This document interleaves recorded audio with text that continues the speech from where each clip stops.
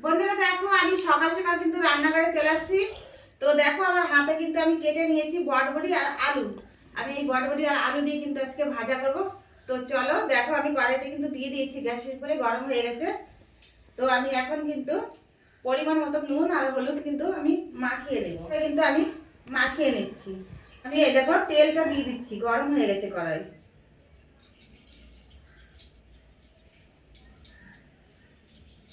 আমি কিন্তু এখন আলু আর বটবটিটা দিয়ে দিচ্ছি।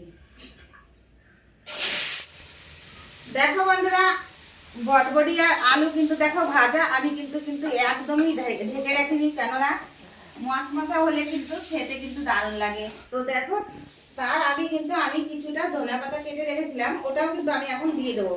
আমি কিন্তু নামিয়ে নেব, এই প্লেট নিয়ে নিয়েছি, আমি কিন্তু এখন নামিয়ে নিচ্ছি। কেননা তেল আছে, ঢালা যাবে না, খুন্তি দিয়েই আমি উঠিয়ে নেব।